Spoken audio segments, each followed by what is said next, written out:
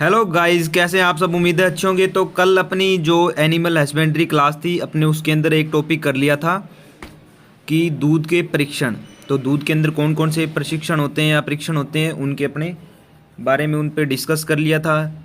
जिसका मैं कुछ उदाहरण दे दूं, जैसे COB, CDB, बोराइन टेस्ट, मेलोरसिस टेस्ट, सेंडिमेंटेशन टेस्ट। तो ये पीछे वाली क्लास है, अपने उसके अंदर डिस्कस किया था। तो अब की जो क्लास है ना, उसके अंदर अपने डिस्कस करेंगे दूध के अवयव के बारे में। तो दूध के अंदर कौन कौन से अवयव पाए जाते हैं उन पे अपने डिस्कस करेंगे। तो दूध के अंदर अप्रोक्सीमेटली 7 यानी कि लगभग 7 जो इंग्रेडिएंट होते हैं वो पाए जाते हैं। तो अपने उन पे डिस्कस करते हैं। तो सबसे पहले अपने पास आता है जल यानी कि वाटर। तो जो दूध का पहला अवयव है वो है जल। तो जो ये जल होता है अपने उस पर डिस्कस करते हैं। पानी की मात्रा जाति व नस्ल पर निर्भर करती है, यानी कि जो पानी की मात्रा होती है वो जाति और नस्ल दोनों पर निर्भर करती है। जैसे उदाहरण के तौर पे मैं आपको समझाता हूँ। जैसे भेड़ होता है, भेड़, भैंस, गाय, तो इनके अंदर पानी होता है ना, जो क्रमशः 80, 83 और 86% पाया जाता है। और नस्ल लाल सिंधी वसा, तो उसके अंदर 4.90 पाई जाती है।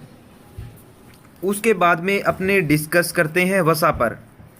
तो पहला अपना जो अवयव था दूध का, पानी यानी कि वाटर, वो हो चुका है। और दूसरा अवयव है यानी कि वसा, फैट।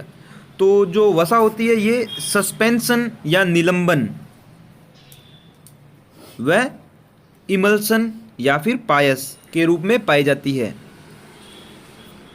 और जो वसा होती है वो गोलिका के रूप में पाई जाती है, जिनका आकार होता है वो होता है 0.5 से 1.04 म्यू होता है।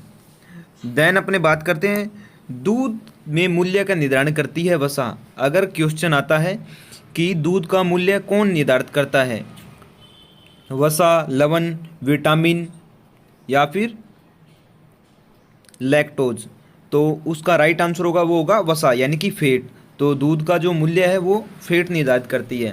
उसके बाद में सबसे अधिक घटने व बढ़ने वाला पदार्थ है। सबसे अधिक घटने और बढ़ने वाला पदार्थ कौन सा है दूध में? वसा। कुल दूध की 50 से 60% ऊर्जा फैट से मिलती है, यानी कि वसा से मिलती है। दूध में संतृप्त वसा और असंतृप्त वसा, दो प्रकार की वसा पाई जाती है। जिसमें संतृप्त वसा होती है वो होती है 57 यानी कि 57%। और असंतृप्त वसा होती है वो होती है 43% यानी कि 43%। नेक्स्ट, और दूध के अंदर ओलिक अम्ल पाया जाता है, वो होता है 33%, 33। पोमेटिक अम्ल होता है वो होता है 25 यानी कि 25%। और जो दूध का पीला रंग होता है वो होता है कैरोटीन के कारण। ये कुछ एक्स्ट्रा चीज़ें ऊपर लिखी हुई है। तो दूध का जो पीला रंग होता है वो होता है कैरोटीन के कारण। दूध की जो वसा होती है उसको संरक्षित कौन करता है? तो लेसिथिन एक द्रव्य होता है, यानी कि केमिकल कंपोजिशन होती है एक लेसिथिन, वो दूध के अंदर जो वसा पाई जाती है उसको संरक्षित करता है। अब बात करते हैं अपने वसा का आपेक्षिक घनत्व, जो कि मैंने पीछे क्लास के अंदर आपको बताया था 0.93। वसा का आपेक्षिक घनत्व कितना होता है? 0.93। और 1 ग्राम वसा से अपनी कितनी ऊर्जा प्राप्त कर सकते हैं? 9.3 किलो कैलोरी अपने प्राप्त कर सकते हैं। और यहाँ पे आता है सबसे इम्पोर्टेंट क्वेश्चन कि जो वसा होती है वो 34 यानी कि 34 डिग्री जो तापक्रम होता है उस पर पिघल जाती है। वसा कितने पे पिघल जाती है, कितना डिग्री टेम्परेचर पे? 34 यानी कि 34 डिग्री जो टेम्परेचर होता है उस पर वसा है ना जो पिघल जाती है। नेक्स्ट अपना तीसरा अवयव है प्रोटीन। तो पहला था जल, दूसरा था वसा, और तीसरा अपना दूध का जो अवयव है वो है प्रोटीन। तो क्लाइड के रूप में पाई जाती है ये प्रोटीन। और दूध में 3 प्रकार की प्रोटीन पाई जाती है। तो पहली होती है कैसीन, दूसरी होती है एल्ब्यूमिन और तीसरी होती है ग्लोबुलिन। जो कैसीन होती है वो 80% पाई जाती है। प्रोटीन, अगर अपने प्रोटीन की बात करें तो 80% होती है। और कुल दूध में अगर इसकी बात करें तो ये होती है 2 से 3.5%। और सफ़ेद रंग इसी के कारण होता है, कैसीन के कारण। और जो ये कैसीन होती है गर्म करने पर फटती नहीं है। और सफ़ेद रंग होता है कैसीन के कारण दूध का। और कुल दूध में 2 से 3.5% ये पाई जाती है, जो कि मैंने आपको बता दिया। और इलास्टिन प्रोटीन होती है, ये पाचन योग्य नहीं होती है। इलास्टिन प्रोटीन होती है, उसका पाचन नहीं होता है। अब इम्पोर्टेंट बात आती है, 1 ग्राम प्रोटीन से अपने कितने कैलोरी प्राप्त कर सकते हैं? 4.1 किलो कैलोरी। और 1 ग्राम वसा से 9.3 किलो कैलोरी प्राप्त कर सकते हैं। और जो प्रोटीन का अपेक्षित घनत्व था, ये भी मैंने आपको कल की क्लास के अंदर बता दिया था। तो जो प्रोटीन का अपेक्षित घनत्व होता है वो होता है 1.34। नेक्स्ट, प्रोटीन का निर्धारण जेल्डोल या पाइनेस विधि से किया जाता है। जो प्रोटीन होता है उसका अपने निर्धारण कौन कौन सी विधि से करेंगे? जेल्डोल या पाइनेस विधि से अपना इसका निर्धारण करेंगे।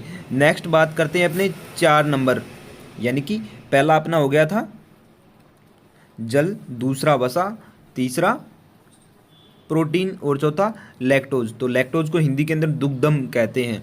और जो लैक्टोज होता है ये कार्बोहाइड्रेट के रूप में पाया जाता है दूध के अंदर। ये डाई सैकेराइड शर्करा है, यानी कि डाई का मतलब 2। तो ये ग्लूकोज प्लस गैलेक्टोज से मिलकर बनी होती है। और दूध का मीठापन किसके कारण होता है? लैक्टोज के कारण ही होता है। और सबसे कम घटने व बढ़ने वाला अवयव है। और सबसे ज़्यादा घटने और बढ़ने वाला अवयव कौन सा है? वसा। और सबसे कम घटने व बढ़ने वाला अवयव कौन सा है? लैक्टोज। और इसका अपोजिट कौन सा है? वसा। और 1 ग्राम लैक्टोज से अपने 4 किलो कैलोरी प्राप्त कर सकते हैं। और इसका अपेक्षित घनत्व होता है 1.66। और वसा का अपेक्षित घनत्व कितना होता है? 0.93। और उसके बाद में अपने बात की प्रोटीन की, तो प्रोटीन का कितना होता है? 1.34। और वसा से अपने कितनी कैलोरी प्राप्त कर सकते हैं 1 ग्राम से? 9.3। और प्रोटीन से 4.1। और लैक्टोज से अपने 4। और लैक्टोज घोल के रूप में पाया जाता है दूध के अंदर। खनिज लवण, तो खनिज लवण होता है, उसकी मात्रा होती है दूध के अंदर 0.70 से 0.90%। खनिज लवण घोल के रूप में पाया जाता है। और खनिज लवण होता है उसके अंदर लगभग सभी इंग्रेडिएंट आ जाएंगे, पोषक तत्व आ जाएंगे। पर सबसे मुख्य बात यह है कि दूध के अंदर Fe की कमी होती है, यानी कि फेरिस यानी कि लोहा, आयरन की कमी होती है, इसलिए इसको अपूर्ण आहार बोला जाता है। और अपूर्ण आहार कौन से वैज्ञानिक ने बोला था, ये आप कमेंट सेक्शन के अंदर बताएंगे, ये आपका होमवर्क है। नेक्स्ट अपने बात करते हैं 6 नंबर, विटामिन्स। जो विटामिन्स है वो भी दूध का अवयव है। तो विटामिन्स होती है 2 प्रकार की होती है, जल में विलय और वसा में विलय। तो जल के अंदर जो विलय होती है उसको बोलते हैं बी और सी। और जो वसा के अंदर विलय होती है उसको बोलते हैं ADE और सर्वाधिक विटामिन कौन सी पाई जाती है दूध के अंदर? ए। और सबसे कम विटामिन सी पाई जाती है। उसके बाद में अपने बात करते हैं एंजाइम। तो दूध के अंदर कौन कौन से एंजाइम पाए जाते हैं? तो दूध के अंदर लाइपेज एंजाइम पाया जाता है, एमाइलेज एंजाइम पाया जाता है, पेरोक्सीडेज एंजाइम पाया जाता है। तो इस प्रकार आदि एंजाइम दूध के अंदर पाए जाते हैं। तो अपना जो दूध के अवयव थे वो कंप्लीट हो चुके हैं। तो इसके अंदर अपने डिस्कस की थी सबसे पहले जल पे, यानी कि पानी। उसके बाद में अपने डिस्कस की थी वसा पे, उसके बाद में प्रोटीन, फिर लैक्टोज, फिर खनिज लवण, फिर विटामिन्स और एंजाइम। तो अपने 7 इंग्रेडिएंट्स मैंने आपको बताया था जो ये दूध के अवयव है, उन पे अपने डिस्कस कर ली। अब अपने डिस्कस करते हैं नया टॉपिक अपना, दूध दोहने की विधि, यानी कि दूध कैसे कैसे अपने निकाल सकते हैं। तो इसके 2 मेथड है, दूध दोहने की विधि के 2 मेथड है, एक तो मशीन के द्वारा और एक आता है हाथ के द्वारा।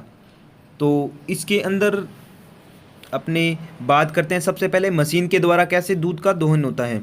तो मशीन के द्वारा जब अपने दूध का दोहन करेंगे तो इसके अंदर एक ही इम्पोर्टेंट लाइन है, वो बनती है कि जो मशीन के द्वारा अपने दूध दोहन करेंगे तो वो वैक्यूम प्रेशर पर काम करती है। जो मशीन द्वारा दूध दोहन करेंगे तो यह विधि वैक्यूम प्रेशर पर काम करेगी। देन अपने बात करते हैं हाथ द्वारा। तो हाथ के द्वारा अपने 3 प्रकार से काम कर सकते हैं। एक तो होती है पूर्ण हस्त विधि, तो ये सबसे उपयुक्त विधि है, सबसे फायदेमंद विधि है। और उसके बाद में आती है अंगूठा विधि। तो अंगूठा विधि ये सबसे ज़्यादा दोषपूर्ण विधि है, क्योंकि इसके कारण जो थन होते हैं उनके अंदर गांठें बन जाती है। उसके बाद में अपने बात करते हैं 3 नंबर विधि हाथ के द्वारा। यानी कि चुटकी विधि। तो चुटकी विधि जिसके जो पशु छोटे थन वाला होता है उसके अंदर ये विधि उपयोग में ली जाती है। और एग्जाम्पल है जैसे भेड़ और ऊँटनी। और यहाँ पे एक इम्पोर्टेंट क्वेश्चन ये बनता है कि अगर अपने मशीन के द्वारा दूध निकाल लेंगे तो पूर्ण दूध उससे नहीं निकल पाएगा, तो उसके लिए अपने को कौन सी विधि काम में लेंगे? तो उसके लिए अपने अंत के अंदर जो चुटकी विधि है उसको काम में लेंगे। तो आज की क्लास अपनी यहीं पे समाप्त होती है। आपको कैसी लगी क्लास कमेंट सेक्शन के अंदर ज़रूर बताएं। और जो अपना क्लास का टाइम है वो फिक्स है, 5 बजे शाम को क्लास है जो आपको चैनल पर मिल जाएगी।